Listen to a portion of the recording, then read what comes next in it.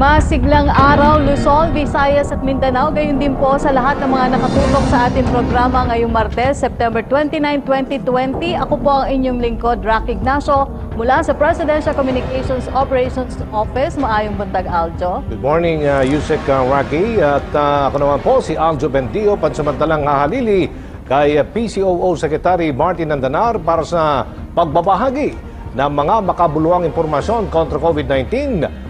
Lagi po naming paalala sa lahat, ugaliing magsuot ng face masks, mag-sanitize, i-observe ang physical distancing sa mga kasama at kung wala namang importanteng lakad, manatili na lamang po sa loob ng bahay. Basta't laging handa at sama-sama, kaya natin to. Kaya simulan na natin ang public briefing. #LagingHandaPH. As of 4 p.m. kahapon, September 28, 2020, ay nakapagtala ang Department of Health ng karagdagang 3,073 reported COVID-19 cases sa bansa na sa kabuuan po ay umabot na sa 307,288 na kaso. 49,242 sa bilang na yan ang nananatiling active cases. Nadagdagan naman ng 163 ang bilang ng recoveries o mga gumaling mula sa sakit na sa kabuuan ay umabot na sa 252,665 habang 37 naman po ang dumagdag sa mga nasawi na sa kabuuan ay nasa 5,381 na. Mapapansin sa ating illustration na muling umangat ang bilang ng COVID-19 cases na naitala kada araw. Kahapon ay muli itong pumalo sa 3,073, ang pinakamataas sa nakalipas na isang linggo. Ang Metro Manila pa rin ang nananatiling epicenter ng COVID-19 sa bansa na nakapagtala kahapon ng 1,158 cases. Sumunod pa rin ang Cavite na may 225 new cases, ang Laguna with 203 cases, samantalang ang Rizal ay nasa ika-4 na pwesto na may 173 cases at bumaba naman sa ika-5 pwesto ang Batangas na nakapagtala ng 169 na bagong kaso. Umangat naman sa 16% na confirmed cases ang active cases na may kabuang bilang na 49,242. Mas mataas ito ng bahagya sa 15.2% na ating nai-report kahapon. Sa mga aktibong kaso naman, 3.4% dito ay nasa critical na kondisyon, 1.5% ang severe, 8.7% ang asymptomatic o hindi kinakitaan ng sintomas. Samantalang ang malaking bahagdan o 86.4% ay mild cases lamang. Muli po namin paalala, maging bida solusyon sa laban kontra COVID-19. Magagawa po natin ito sa pamamagitan ng pagsusuot ng face mask dahil napipigilan ito ang pagkalat ng droplets mula sa ating bibig at ilong. Nababawasan din ito ng 67% ang tsansa na tayo'y makahawa o di kay mahawa ng sakit. Pagpapakita rin ito ng respeto at kortesiya sa mga taong ating nakakasalamuha. Muli, maging bida solusyon sa COVID-19. At para po sa inyong mga katanungan at concerns tungkol sa COVID-19, maaari niyo pong i-dial ang mga numerong 02894-COVID o kaya 02894-26843. Para naman sa mga PLDT Smart, Sun at TNT subscribers, i-dial ang numerong 1555. Patuloy rin kayong makibalita sa mga pinagkakatiwalaang sources ng impormasyon tungkol sa COVID-19. Maaari po ninyong bisitahin ang covid19.gov.ph. At para naman sa ating mga balita, sa pakikipagtulungan sa Department of Social Welfare and Development at Department of Trade and Industry nitong September 24 hanggang 25 ay nagpahatid ng tulong si Senator Go sa mga recovered COVID-19 patients sa Samar National High School at Catbalogan Central Elementary School.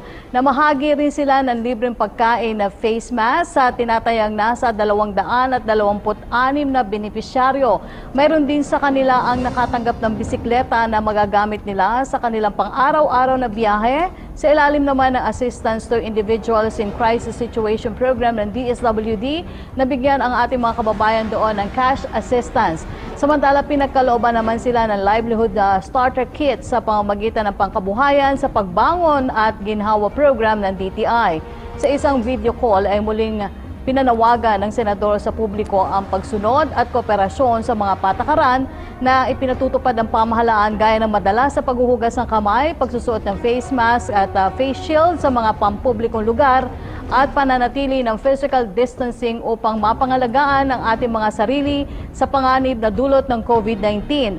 Para naman sa kababayan natin na nangangailangan ng tulong ay ipinahayag din ni Senator Go na may malasakit center na matatagpuan sa Samar Provincial Hospital na maaari nilang dulugan ng kanilang suliranin. Samantala, nagbahagi rin ng tulong ang grupo ni Senator Bongo sa 26 na pamilyang naapektuhan ng sunog sa Dumaguete City sa Negros Oriental noong nakaraang Biyernes. Bukod sa food packs, face masks, vitamins, cash assistance mula sa DSWD at livelihood starter kits mula sa DTI ay nagbahagi rin ng ayuda ang National Housing Authority sa ilalim ng kanilang Emergency Housing Assistance Program kung saan sa pamagitan nito ay maaaring makabili ang ating mga kababayan na sunugan ng mga materyales para maipantayo ng kanilang bagong tahanan. Ipinangako naman ni Senator Bongo na gagawin niya ang lahat ng kanyang makakaya upang maserbisuhan ang lahat. Matapos pong mag-viral naman sa social media ang ilang learning modules na naglalaman ng proactive at malisyosong material, agad na tinawagan ng pansin ni Senator Bongo ang ilang education authorities para dito. Ayon kay Senator Go, dapat tiyakin nasa kalidad at maayos ang pagkakagawa ng mga learning modules na ginagamit ng mga estudyante, lalo na't ngayon ay limitado ang oportunidad ng mga guro na gabayan ang kanilang mga mag-aaral. Anuman sa kagawaran ng edukasyon, hindi raw galing sa kanila ang nag-viral na learning material kundi galing sa isang private Catholic school sa Zambales. Agad namang humingi ng dispensa ang pamunuan nito at sinigurong binawi na ang mga learning modules at kasalukuyan ng binabago. Ito yung alinsunod o alinsunod nito, hinikayat din ng senador ang kagawaran ng edukasyon na gawing mas accessible at inclusive ang kanilang mga education program para sa mga estudyanteng walang access sa internet. Inamo naman ni Senador Bongo ang mga telecommunication at internet providers na ayusin ang kanilang serbisyo sa taong bayan upang mas makatulong rin sa bansa ngayong may pandemya. Halos lahat nga raw kasi ng transaksyon ngayong new normal ay ginagawa na through online at kinakailangan ito ng malakas at mabilis na internet connection. Inihain din ng Senador ang Senate Bill No. 1803 o E-Health System and Services Act na makatutulong sa Philippine Healthcare System. Bukod pa rito, inihain din ni Senator Bongo ang Senate Bill No. 1738 o ang E-Governance Act of 2020 na naglalayong magbigay ng efficient, responsive at cost-effective use of information and communication technologies upang maiwasan ang face-to-face transactions, red tape at pataasin ang service standards sa pagitan ng taong bayan at ng pamahalaan. Kasama natin magbabalita mamaya sina Ria Arevalo mula sa Philippine Broadcasting Services, Breves Bulsao mula sa PTV Cordillera, John Narua mula sa PTV Cebu, at Jay Lagang mula sa PTV Davao. Samantala, makakapanayam naman natin sina Dr. Butch Ong ng Octa Research Group, Iloilo City Mayor Jerry Treñas at Narvacan, Ilocos Sur Mayor Luis Chavit Singson. Kung may mga nais po kayong linawin sa ating mga resource person, i-comment nyo lang po yan sa ating live stream at sisikapin nating may paabot sa kanila ang inyong mga katanungan. Para po sa ating unang panayam ngayong umaga, makakasama natin ang ilan sa mga eksperto pagdating sa pananaliksik ng mga datos at impormasyon na may kaugnayan po sa COVID-19. Nang sa gayon po matukoy at hindi lamang ng ating pamahalaan kundi pati ng pribadong sektor ang tamang pagharap po sa krisis na ito. Welcome po sa aming programa, sa ating programa, Dr. Butch ng Octa Research Group. Good morning po, Doctor. Good morning at good morning sa ating mga nanonood at nakapakinig. Ako yung nagagalak na inibitahan niyo ako for today's updates. Sa inyo pong inilabas na report noong September 6 ay ipinakita ninyo na nagsimula na po mag-flatten ang COVID-19 curve partikular po sa Metro Manila. Samantala, batay po sa inyong pinakahuling ulat nitong Sabado ay nagkaroon po ng downtrend sa kaso ng COVID-19 sa bansa with 0.82 reproduction number po mula September 16 to 23 at transmission number na nasa 0.74 as of September 23. Ano-ano na po ang mga naging factors natin para ma-determine po o maibahagi sa publiko ang ganitong projection?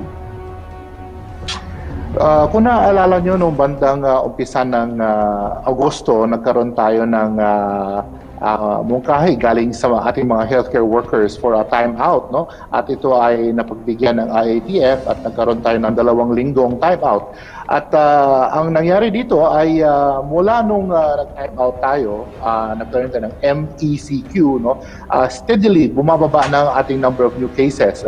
Before the time-out, we had almost 4,500 to 5,000 new cases per day. And then we instituted the MECQ, and right after that, we began seeing a downtrend sa ating mga bagong daily new cases. No? Bagamat ngayon nagkaroon tayo ng slight increase ng ating daily new case, pumalo tayo ulit sa 3,000, no? As reported lately, we are still holding the reproduction number below 1. Ito po ay magandang balita, no? Kasi ang reproduction number, ito ibig sabihin na ito yung ating transmissibility number, meaning reproduction number of more than 1. Ang ibig sabihin yan ay actively transmitted ang virus in the communities. And then our value or reproduction number below 1, it means that it is now being controlled. No? Hindi na masyadong kumakalat sa komunidad. Currently, ang reproduction number ng Pilipinas ay nasa 0.80 to 0.85. Ito ay magandang senyales na ang ating yung infection natin sa komunidad ay bumababa na steadily, no? And sa NCR naman, tama kayo na sa pagsasabi na ito ay ang epicenter ng COVID-19 sa Pilipinas. Sa NCR naman ay gumaganda na rin ang ating reproduction number, no? Nasa 70s. I think 0.77 ang reproduction number ng NCR, no? So ang downtrend na ito ay ating sana, no? Masustain natin ang downtrend, no? Even if nakikita natin na medyo may konting fluctuations up and down on sa ating daily reported new cases, we should maintain our minimal health standards, wearing of masks, for example, social distancing, wearing of face shields when we go outside, no? And staying home if there's no necessary reason to go out, no? All these standards, minimal health standards, have contributed to the decrease in the reproduction number. In fact, there's another medyo magandang balita na rin, ang positivity rate din ng NCR. That's how many positives are found for every 100 tested, no? Is at 9%, no? Ang una naming target is 10% for NCR, bumaba na to 9%.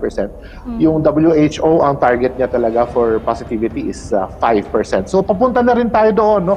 Nagkaroon tayo ng positivity rate of as high as 14%, now it's down to 9%, no?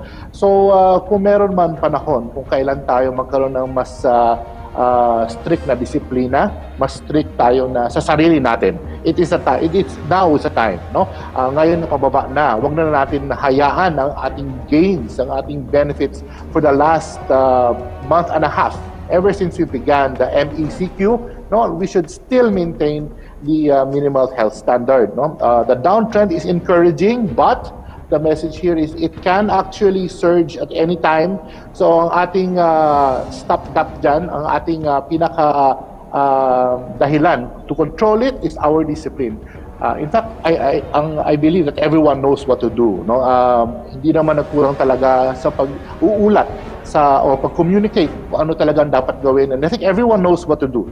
And ang ating disiplina sa pagsunod dito, perhaps we will see a further downtrend to 5% for the positivity rate and further down to 0.5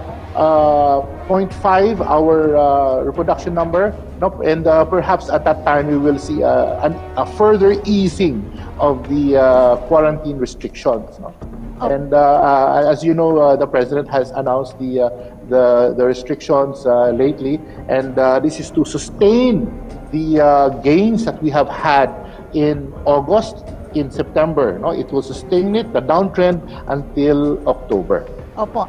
Doc, yan nga po yung susunod kong tanong sa inyo dahil dyan nga para masustain po yung positive trend na ito ng pamahalaan, pinaalalahanan nyo po yung ating gobyerno na panatilihin po yung sa ilalim ng General Community Quarantine. As you said nga po, sinabi na ni Pangulong Duterte, kasama po yung National Capital Region na ito po yung tinatalang napakarami po ng mga naitatalang kaso ng COVID-19. So sa palagay po ninyo, hanggang kailan po nararapat na manatili under this classification ang National Capital Region? Bakit po?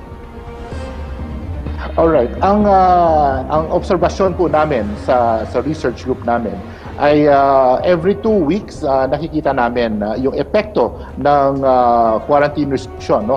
So ibig sabihin nung humingi yung mga doktor ng time out nung umpisa ng Agosto, no? 2 weeks later nakita yung gains nila. So nag-time out tayo for 2 weeks, and 2 weeks later pagpasok ng Setyembre, nakita natin na bumaba na ang number of new cases at bumaba na ang ating reproduction number and positivity rate, no? So the recommendation still follows the 2-week period of observation and monitoring. So kapag in-announce o inanunsyo na maintain ang general community quarantine, no, at the very least 2 linggo ang ating observation noon, no, and at the end of 2 weeks sa medyo bandang first 2 weeks of October or first week of October, kung nakita natin na bumaba na further to 5% ang positivity rate, and further down to 0.5 or even less ang ating reproduction number or yung R value, no, perhaps we can ease the restriction, no. But for now, no, we cannot say, as I've said a while ago, at any time there could be a slight increase or uptrend, no. So nakita na natin in our report today na pumalo na uli sa 3,000 per day ang ating new cases, na naibaba na natin sa 2,000 plus, no. So let us try this week and next week, let's try to maintain the positivity rate or even lower the positivity rate, maintain the R value, no? So 2 weeks ang recommendation ko sa maintain ng ating current quarantine restriction. After 2 weeks, mag-decide uli, no? Depending on the trending that we will see the next 2 weeks. Opo, Doc, what do you mean daw po nung sinabi ninyo yung possible trend na po ay irreversible? Aside po sa mahigpit na quarantine measures na ipinatutupad, ano-ano pa po ba yung significant efforts na maaaring gawin para tuluyang mapababa talaga yung kaso ng COVID-19 sa buong bansa? As we know, no, yung mga natetest na positive in the community, ginagawa nila ng contact tracing, no. Ang mungkahi ko, ako ay isang doktor, no. Ang mungkahi ko sa ating mga kababayan ay kapag merong dumaan sa inyo at nag-contact trace, no, mag-cooperate po tayo, no.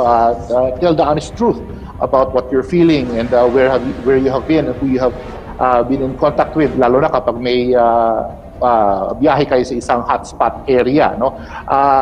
So ang aking mungkahi dito ay yung ating contact tracing. Dapat ma-maintain natin or even add our contact tracers, no. Add the efficiency of our testing, our RT-PCR and other testing facilities, no. So with these factors, no, we will be able to see a greater picture. We will be able to see a better trending, no, in our projections, no. Pero ang nangyayari naman ngayon ay gumaganda naman talaga ang ating reporting, no, and gumaganda na yung ating trending. So i-maintain lang natin what we have now, no. Our hospital capacity has improved. Meaning to say, yung ating hospital ay hindi na ganoon kapuno, no? Although the hospital capacity is set at 70% utilization. So 70% of beds is the red marking, no? So sabihin danger zone na pa nag 70% yung utilization. No? Bumaba na to 60, 50s to 60. So gumaganda na, no? So even our hospitals are already feeling the gains of the improvement. No, our communities are feeling the gains of the decreased number of new cases and decrease in the positivity rate. No, all we have to do is sustain it. It's just to maintain it. No, we should not do anything drastic. No, we should not suddenly open economy wide. No, we still have a few more weeks to go of improve or increased discipline sa sarili. No? I'd like to note also that one of the things na nakikita namin sa communities is yung mga trends in exchange of money. No, doon talaga dumadami din yung number of cases. So going cashless, no, ginagawa na ngayon sa economy, no, going cashless, and kapag kumuha kayo, bayad kayo at walang barya, always wash your hands. That's one way we can curb the transmission in the communities. Opo, Doc, may mga gusto pong itanong ating mga samahan sa media. Si Evelyn Cruz po ng Filipino Mirror, ito po yung question niya. 3 weeks ago, Dr. Guido David of the UP Octa team stated that the curve of COVID-19 infection has already flattened. Given the figures at present na more than 300,000 and rising, would you say that his statement is still true? When you talk about flattening the curve, we are going. We actually mean flattening it against the hospital capacity. You know, ibig sabihin we have to flatten or lower the number of new cases and lower the number of infected individuals in the community, so that our health capacities can, or our healthcare workers, our hospitals, our wards, our ICU can take care of those who are sick. No? So now that we see that the hospital utilization is going down already, no? So ang ating curve ay naka-flatten in a way, naka-flatten, no? Pero ang mensahe talaga namin is this: yes, it is maintained at the flattened rate that Dr. Guido has mentioned, but it can still increase at any time. No, the only way we can control it is by maintaining the R value, no, the reproduction value. It's now at 0.77. If we can maintain it to 0.5 and lower, that will surely bring the curve down to a very, very controllable state. No? The positivity rate from 9% to 5 and below, that will further flatten the curve to the ideal level, such that perhaps at that time we can now begin to open economy some more. We can begin to release the quarantine restrictions further. No? So we are going down the number of cases, no, the positivity and the R value, no. So the curve is already beginning to flatten, no. It is not flattened yet to the ideal. Again, the WHO says the positivity rate should be 5% or lower, no. So we are flattening it already, but still not within the ideal rate to release the restrictions. Opo. Question naman po from Jillian Cortez ng Business World. Ito po tanong niya, is it possible that the Philippines will remain under lockdown until the end of the year or even next year with the rate of cases now as its Asian neighbors already reopened totally their economies? The Philippines has been on lockdown for over half a year already. Okay, I'd like to redefine lockdown. No, when we say lockdown, everything is locked down to the home. No, everything, economy is almost put at a halt, and we had that during ECQ. No, at the earlier part of the year. No, now it is now economy is opening up a little bit. We are no longer on the strict lockdown that we were talking about. We have to shift our definitions. No. What is a lockdown? For me, that's when we had ECQ, when we had a strict ECQ. Now we're into GCQ, which is a more relaxed restriction. No? So to answer the question, until when ba talaga ang ating expectations ito? No? Again, no? we should look with a let's say a microscopic or everything in a microscope, no? So every 2 weeks dapat ang ating pagtingin, no? So when we had our projections 2 weeks ago, nakita natin na bumababa na. Now we're saying to maintain the general community quarantine, we look at the next 2 weeks kung bumababa na. Everything points toward improvement. But we have to look at it every 2 weeks, no? We cannot make a general statement na by Christmas wala na lahat, by December okay na, normal na. And even if it's normal, even if we're COVID-free on December, a new normal must happen, no? People should be more careful. People should wash their hands, keep disinfecting surfaces, no? So that's the new normal, no? So we should look at the situation every 2 weeks. Look at the trend every week and every 2 weeks, no? Everything is looking at a very positive outlook, no, for the next 2 months, no? But again, baka mamaya mag-increase. I'd like to cite an example of other countries. Say New Zealand, though they had a COVID-free pronouncement about several weeks ago, to a month or two ago, COVID-free sila. Bigla nagkaroon after 100 days of being COVID-free.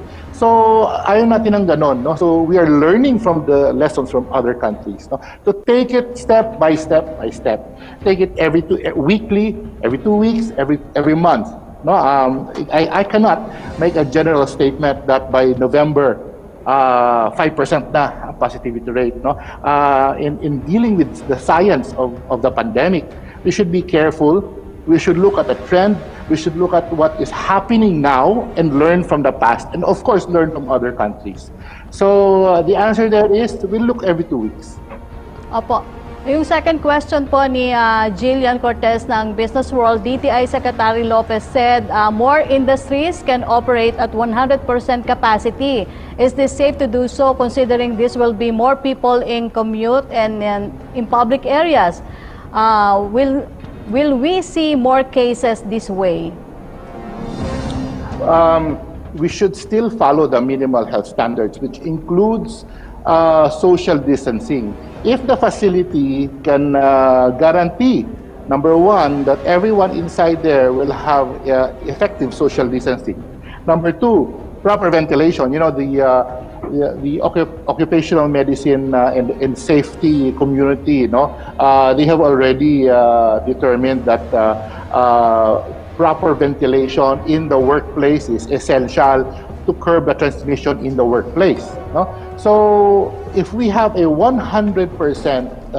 back to normal situation in our industry, in commerce, no, if the minimal health standards cannot be guaranteed, then we should not be at 100%. No?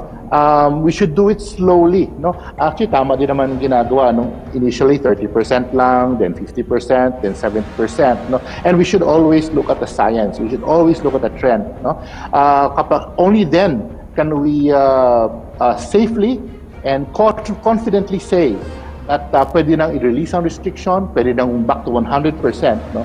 So right now, this is my personal opinion, that going 100% in industries which have a lot of people working closely together with interaction every day with each other is not recommended right now, no? Still follow the rules of GCQ, still follow the social distancing,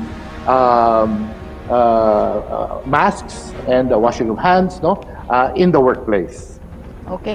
Maraming salamat po sa inyong panahon, Dr. Butch Ong mula po sa Octave Research Group. Maraming salamat po.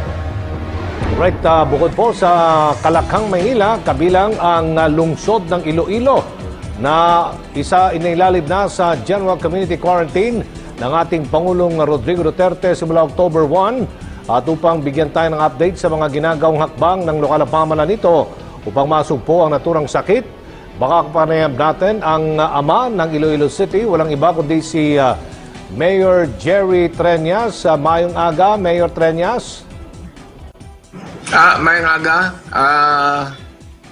Thank you for this opportunity. I appreciate that you are giving us time during this program. Opo, Mayor Treñas, this is Aljo Bendijo. Kasama din natin si Yusek Rocky Ignacio. Opo. Aljo at saka Yusek Rafi. Rocky po, Rocky Ngayong Ignacio. aga. Opo. Okay, mula po sa MECQ nitong nagdaang 2 linggo, Mayor, ay ilalagay na nga under GCQ ang Iloilo City effective October 1 hanggang October 31. Ano po ang ginawa ninyong mga hakbang upang mapababang kaso sa inyong nasasakupan in a span of 2 weeks? Nagsagawa po ba kayo ng localized lockdowns dyan? We had several lockdowns. Sinubukan namin ang surgical, sinubukan rin namin ang total lockdown. We had a meeting this morning at 9 o'clock together with the COVID team. And we decided that all the barangays with 3 or more cases, we will place on surgical lockdown. And we will provide assistance. And fortunately, we already have the presence of the PNP and the city director of the DILG. And we are at the moment meeting with our barangay captains who will be the captains of the barangays which will be placed on surgical lockdown starting today. Opo. Puntahan natin, Mayor Jerry, Mayor Treñas, ang tanong ng ating mga kasama sa media from Yusek Rocky. Go ahead po. Opo. Mayor, may tanong po yung kasama natin na si Evelyn Quiros po ng Filipino Mirror. Ito po yung tanong niya sa inyo. The tweet made by Foreign Affairs Secretary Teodoro Locsin Jr. stating that you blamed your constituents for the increase of COVID cases in Iloilo has already been deleted. Has Secretary Locsin apologized or reached out to you? Well, he has not apologized. He has not reached out. Just the same, now we understand how he treats us Ilonggos, and we know how we will handle him. Opo, Mayor, dahil sa matinding epekto ng COVID-19 pandemic, hindi lang po dyan sa Iloilo, kundi sa buong mundo na. Ano po ang efforts na ginagawa ng local government unit dyan pagdating sa reopening, unti-unting pagbubukas ng ekonomiya dyan po sa lungsod ng Iloilo?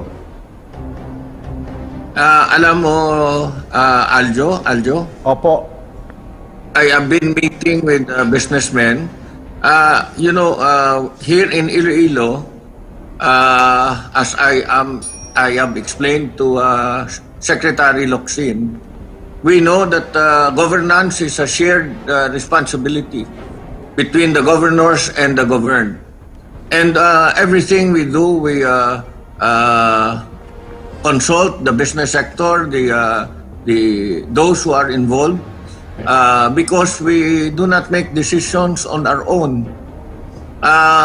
Decisions cannot be made in a vacuum. We need to get the support of everyone. And I am now in the process of working with a team to prepare a media campaign for Iloilo City, which all the other investors in Iloilo have already committed to support, together with the broadcast companies. We have done everything that DOH has told us, but the cases continue to go up. Now, probably we really have to think out of the box. One of this will be a massive media campaign for our people to observe the minimum health standards. And you have to understand that unless the people understand why they have to observe all the minimum health standards, it will be very, very difficult. government must work together with the people, and it should not be alienated from the people. That is what I wanted Secretary Locsin to understand, that here in Iloilo it's different. You attack one, you attack the whole thing. You attack everyone. And we will not allow ourselves to be attacked by someone who does not even know what is happening here. Isa po sa mga tinututukan ninyong proyekto dyan, yung pong pamamahagi ng tulong, ayuda sa inyo pong mga constituents. Tulong po ito sa pamamagitan ng COVID-19 Emergency Operation Center po dyan. Ano po yung update sa Mayor Jerry kung ilan na po ang nabibigyan natin ng mga pagkain, itong family food packs? Ay, marami na. Opo. We have been giving since the start of this pandemic. It is only now that the SWD has started to support us.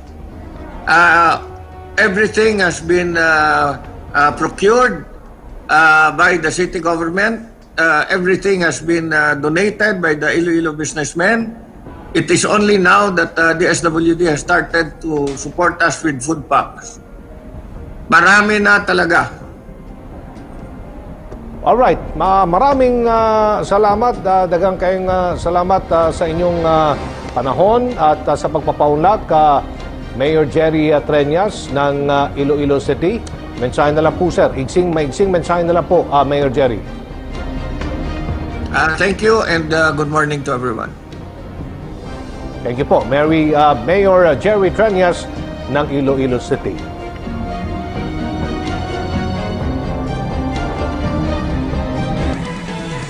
Yan, katulad nga nung sinasabi natin, Aljo, di ba? Sinabi ni Dr. Ong na although nag-flatten ng konti, pero hindi yun yung ideal na kailangan nating kunin. So, kailangan pa rin yung mahigpit na pagsunod sa health and safety protocols. Right, tama yan. Okay. Bukod po sa pagtulong sa pagsasaayos ng koneksyon ng internet sa bansa at pagtataguyod ng turismo, ngayon naman po ay katuwang siya ng ating gobyerno sa paglaban sa COVID-19. Kaya naman po makakausap po natin ang alkalde ng Narvacan sa probinsya ng Ilocos Sur. Good morning po, Mayor Luis Chavit Singson. Good morning. Magandang umaga po sa inyo lahat. Good morning po, Mayor.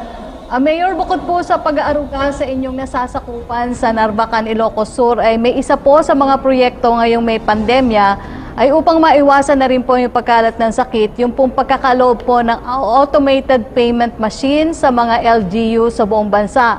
Ano po ang kinabahan nito sa ibang payment machine? Ang payment machine nito makakatulong sa ating COVID dahil hindi na iikot pa ang tao. Dahil yung machine natin, connected na lahat ng mga bangko at mga malalaking company like mga padala ng pera, hindi na sila po iikot-ikot pa kung sa mga padala. Doon na mismo sa palengke nila, sa munisipyo, at kung saan man gusto yung mayor, doon natin ilalagay, libre yung machine. At yung mga partner natin ng bangko, siyempre hindi libre yun, tanggalin mo yun, wala na magiging-partner sa atin. Ngayon, like for example, video, magpadala ka 5,000, meron sila sinisingil 50 pesos, yun lang. Pero yung convenient fee ng machine, tinanggal po natin lahat. Processing fee ng machine, tinanggal natin lahat. So tulong lang talaga sa taong bayan yan. At pati machine, libre. Walang gastos ang gobyerno, walang gastos ang munisipyo na kukuha noon. Tulong lang sa ating mga kababayan. At meron din kasama yan, na inaayos pa namin, hindi pa binibigay dahil magbibigay tayo ng debit card, Visa card, meaning Visa card international with bank account. Kasi karamihan nating kababayan, 70% walang bank account. So hindi umikot ang ekonomiya at tago-tago lang ang pera nila kung saan-saan. So ngayon, naisip namin tumulong ngayong COVID, hindi na sila pupunta sa bangko. Yung tayo lang nagpunta sa bangko, nagpausap na bibigyan natin yung debit card with bank account. marami na pong bangko, kapartner natin at ang bangko, pero yung mga tumulong sa pagbibigay ng credit card, meron ng ibang bangko. Hindi namin pwedeng ibigay sa isang bangko lang dahil kapartner natin at ang bangko. So, automatic yun, yung sino yung bangkong yun, like China Trust ang isa, iba pa, automatic may bank account. So, malaking bagay yung may bank account. Ibig sabihin nun, mga relative o kaibigan na abroad can now send money direct to their account. Yung machine naman, pag wala kayong card, kaya binibigyan namin dahil nagagamit na nila ngayon yung machine. Lalong-lalo na yung mga negosyante namin sa palengke, puro online na ngayon. Ngayon, magbabayad sila sa bangko, pupunta pa sila sa bangko, oras kung magantay, magsasarap pa ng alas 3. Yung machine, 24 hours. Hindi na sila pupunta sa bangko pa, doon na sa machine mismo, real time. Pagbayad nila ron, lilipat agad real time. Dahil yung machine na yan, hindi lang wifi, kundi nakakonect sa satellite. So yun po ang advantage yung machine. Para kung binigyan ng bangko, lahat ng bayan, hindi lang isa, dalawa or more, pwede tayo maglagay ng mga machine na libre para sa taong bayan. Yan ang talagang tulong dahil tinanggal ko lahat yung babayarin, like yung processing fee, convenient fee sa machine, tinanggal ko po lahat para makatulong sa taong bayan. Opo. Mayor, pero kumusta naman po yung pagtanggap ng mga LGU sa inyong proyekto at ilang payment machine na po ba ang naibibigay at saan-saan lugar na po ito, Mayor? Marami na sa buong Ilocos at sa kahapon galing ako sa Pila, Laguna o sa Pulatang Mayors doon at nagre-request na lahat bawat bayan ng machine dahil malaking tulong sa kanilang lahat ng munisipyo. So, nandito ako ngayon, katatapos lang Caloocan City, nanggaling na rin ako, nakapagbigay na rin tayo sa Quezon City kay Mayor Joey Bermonte at lalagyan niya lahat ng mga 6 na distrito at mga palengke nila. Marami yun. Ganon din dito sa Caloocan, nag-request na si Mayor Oka malapitan na lalagyan din yung mga malalaking barangay niya. At pwede, lalagyan natin lahat ng mga barangay niya na malalaki para hindi na iikot ang tao kung saan-saan. Doon na sa barangay nila, pwede na mag-transact lahat ng mga bangko, lahat yung mga padala, money remittances, lahat-lahat. Pwede magbayad ng Meralco, SSS, GSIS, NBI, pati US Visa, pwede na rin yan. Yung machine, nag-update from time to time, lahat yung mga kapartner pwede i-integrate dyan. So marami lang kapartner yan. Lahat ng bangko, lahat ng nagpapadala ng pera, Palawan, Western Union, GCash, Paymaya, Western Union, lahat. So nagagamit na po lahat dyan.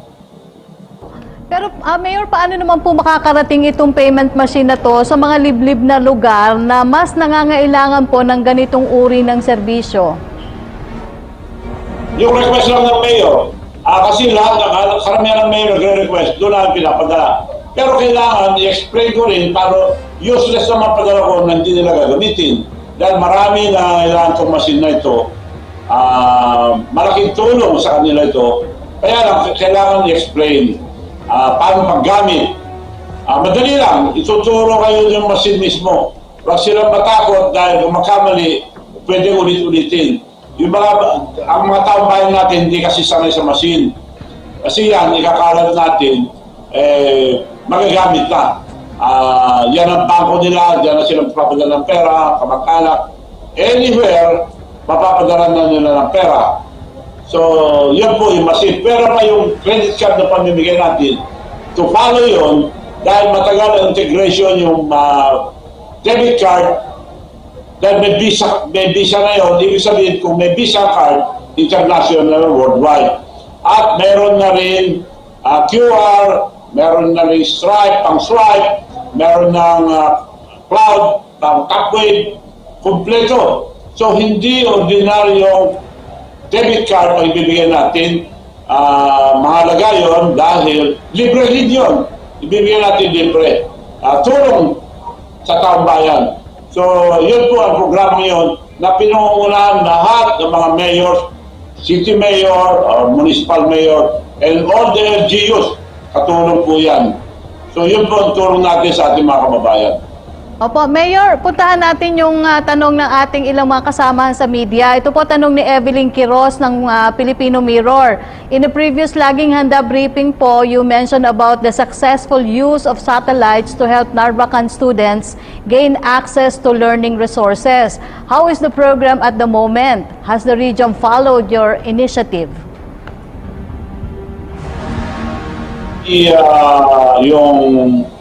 Yung ibig sabihin, yung satellite. Yes, Mayor. Yung satellite pa. Go ahead, Mayor. Yung last po nating interview sa inyo. Yeah, yung satellite, yun lang ang pwedeng magbato sa remotest area of the Philippines. Lahat ng television dito sa Pilipinas, puro terrestrial antenna or microwave antenna. Ibig sabihin, diretso lang. Hindi po makaabot sa mga remote areas. Only satellite. Dahil sa Pilipinas, punong-puno ng bundok. Hindi makakaabot yung terrestrial antenna. Lahat ng television, TV, Channel 2, Channel 7, kung meron man silang antenna, kung saan yung antenna, 25 to 30 kilometers lang ang bato. Satellite lang pwede makabato sa mga remotest area. Hindi naman naglagay ng Channel 2 o Channel 7 sa mga remotest area dahil walang pera dyan. So, only satellite can reach sa remotest area. Yun ang sinabi namin sa DepEd, sinadjust namin, na kung gamitin itong Gracia Telecom blended learning, yun lang talaga pwedeng aabot to the remotest area. Makakaservice sa mga walang signal. So, satellite lang. Ang gagawin natin, maglagay lang tayo sa remote areas ng satellite dish. Dahil ang Gracia Telecom meron teleport na makakapagpato sa satellite na very clear. So, yan ang advantage sa Gracia Telecom. Yung mga iba, wala naman wala satellite. So, like for example, yung mga iba nag-suggest dyan sa DepEd, doon lang sa Metro Manila. Pero paano nila mapapaabot sa remote areas? Wala, hindi abot. So, yun lang satellite na pwede mag-abot as far as satellite is concerned. Okay. Mayor, maraming salamat po sa inyong pagpapaunlak ngayong umaga. Mayor Luis Chavez Singson ng Narvacan, Ilocos Sur. Stay safe po, Mayor. Maraming salamat din. Thank you. Samantala, puntahan na natin ang mga balitang nakalat ng ating mga kasamahan mula sa Philippine Broadcasting Service. Ihahatid yan ni Ria Arevalo. Maraming salamat, Yusek Rocky. Para sa ating mga balita, NFA Cagayan, tuloy-tuloy ang pagbili sa aning bigas ng mga magsasaka. Kabuang bilang umabot na sa 7,000 sako. Mula RP Tugigaraw, narito ang report ni Florence Sarcina. COVID Radio. Hashtag Laging Handa Radyo Pilipinas Special Coverage. Puspusan pa rin ang pagbili ng National Food Authority o NFA Cagayan ng aning bigas ng mga magsasaka sa 19 na piso kada kilo na mas mataas kaysa sa presyo ng private grains businessmen. Ayon kay NFA Provincial Manager Emerson Ravilas, nasa mahigit 200,000 sako na ang imbak ng palay ng kanilang mga bodega sa Tugigaraw, Camalanyugan, Gonzaga at Gataran. Pununaan niya ang mga bodega sa bahagi ng Camalanyugan at Gataran na ngayon ay inaalis na ang laman upang may espasyo pa para sa pagdating ng mga bentang palay ng mga magsasaka at dinadala sa malalaking silo ng ahensya sa Itiaga, Isabela.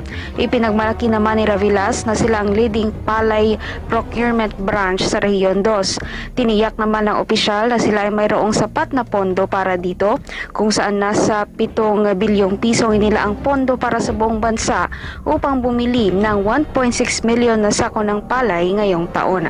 Binibilisan naman ngayon ng ahensyang pagbili ng palay upang may maipantusto sa relief requirement ng mga LGU at DSWD pagdating ng mga kalamidad. Samantala, nasa mahigit 7,000 sako ng bigas ang kabuang imbak ng NFA sa malalaking bodega sa probinsya. Mula sa DWPE Tugigaraw, Florence Tarsina, Radyo Pilipinas. Maraming salamat, Florence. Samantala, mahigit 800 empleyado ng Iloilo City Hall balik trabaho na matapos magnegatibo sa swab test. Mula RP Iloilo, narito ang detalye kay Janelle Baclay. COVID Radio. Hashtag Laging Handa. Radyo Pilipinas Special Coverage. Balik opisina na ang higit 800 empleyado ng Iloilo City Hall matapos magnegatibo sa RT-PCR test na isinagawa noong September 23 hanggang September 26. Mahigpit na sinusuri ng mga gwardya sa City Hall kung nasa listahan ng mga nagnegatibo ang mga pumapasok sa City Hall. Sa datos ng Iloilo City Government, may 2,385 na empleyado ang sumailalim sa test at halos nasa 75% na ang bumalik sa trabaho. Hindi naman pinapahintulutan na makapasok ang wala pang mga resulta. Sa pinakahuling datos ng City Health Office, umabot na sa 54 ang mga nagpositibo sa COVID-19 at agad namang ni-refer sa mga quarantine facilities. Halos 5 araw na naka-lockdown ang City Hall noong nakaraang linggo dahil sa pagtaas ng kaso ng COVID-19, lalo na sa City Treasurer's Office kung saan umabot sa 33 ang mga nagpositibo. Janelle Baclay, Radyo Pilipinas. At yan ang mga balita mula dito sa Philippine Broadcasting Service. Mula Radyo Pilipinas, ako po si Ria Arevalo. Balik tayo sa PTV Studios with Yusek Rocky and Aljo.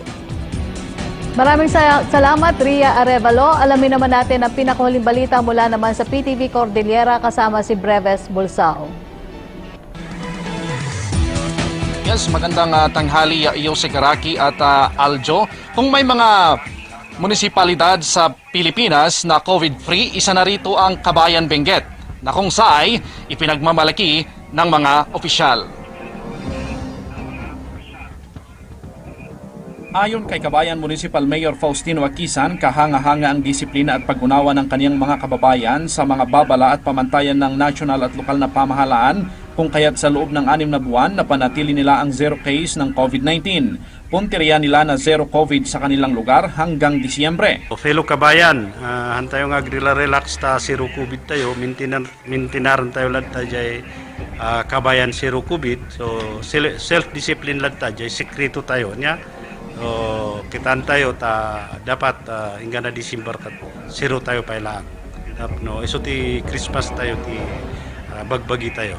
Istrikto din nilang sinusunod ang mga protocol sa sinumang papasok at lalabas na residente, lalo na ang mga negosyante at mga magsasaka na nagdadala ng kanilang mga gulay sa trading post. Wala ding balak ang LGU na buksan ang turismo. Kaya ayaw namin na mabuksan yung turista kasi pag binuksan mo yun, yung mga hindi mo alam, yung asymptomatic, yung positive, baka dadagsa sila doon, masisira yung zero COVID sa sa kabayan. Yung secret naman kasi, yung S, self-discipline. Sa 13 munisipyo ng Benguet, ang Kabayan lang ang wala pang nagpositibo sa COVID-19.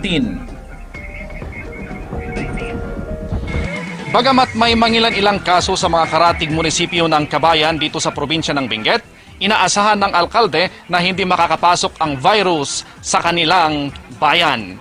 Yan ang balita mula dito sa PTV Cordillera. Breves Bulsao para sa Bayan.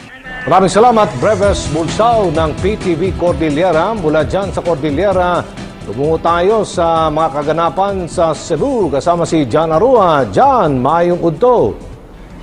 Mayong udto, Aljo, gumagamit ngayon ang Danao City Government sa Cebu ng teknolohiya para mapabilis at mapadali ang pagsasagawa ng contact tracing at monitoring ng COVID-19 cases mula sa kanilang mga barangay.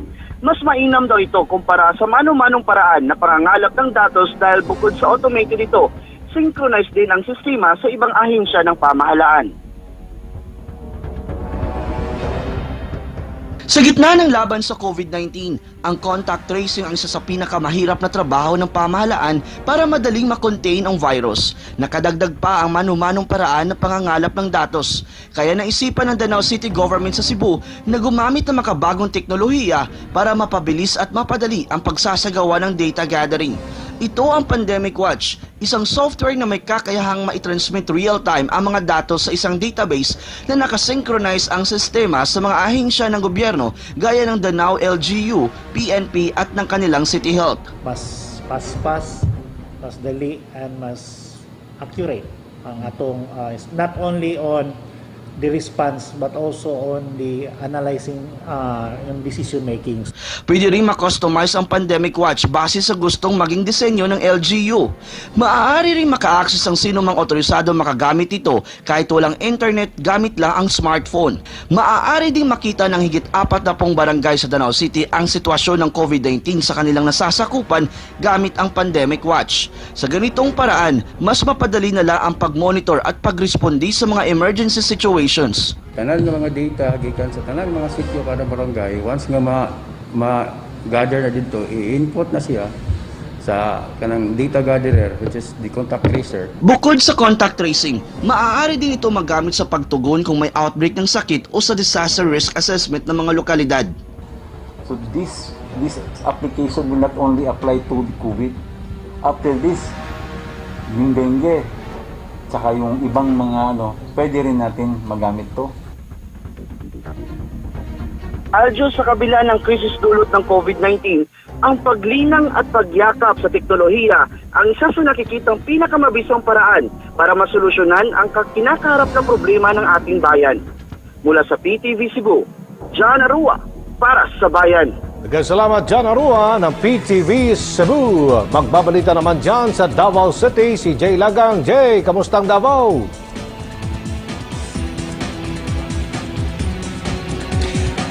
Magandang araw, Aljo at Yusek Rocky. Target ng Department of Social Welfare and Development o ng DSWD Region 11 na tapusin na ngayong linggo ang pamamahagi ng second tranche ng Social Amelioration Program o SAP para sa mga qualified beneficiaries dito sa Davao Region.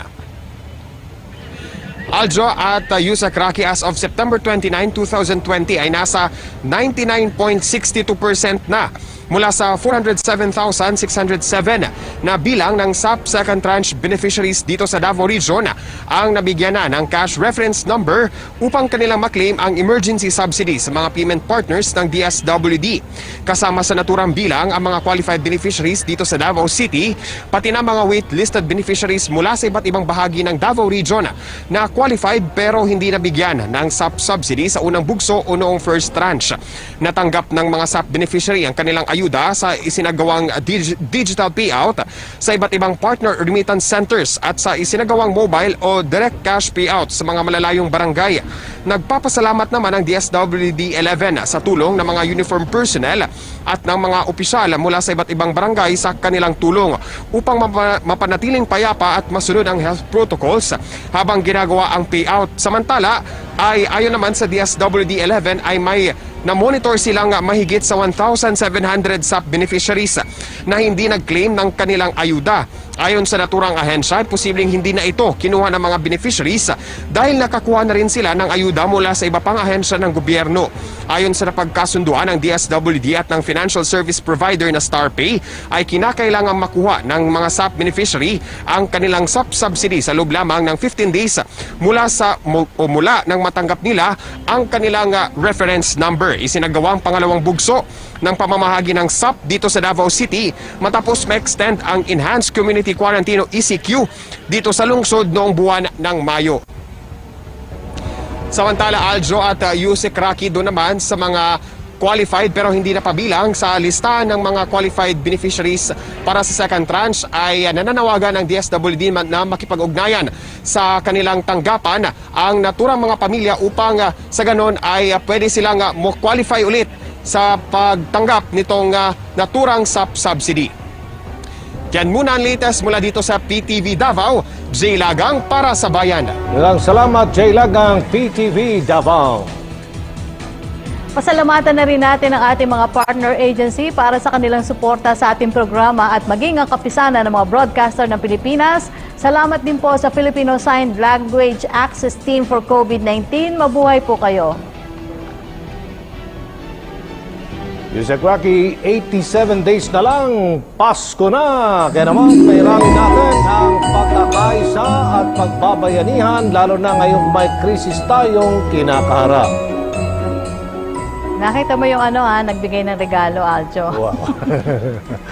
At dyan po nagtatapos ang ating programa sa araw na ito. Mulit-muli po ang aming paalala. Be the part of the solution. Wear mask, wash hands, keep distance, stay at home. Ako po si Yusek Rocky Ignacio mula sa PCOO. Ako naman po si Aljo Bendijo. Thank you, Yusek. Thank you, Aljo. Samahan niyo muli kami bukas dito sa public briefing. #Laging Handa PH. Kaya natin to. Kaya natin to.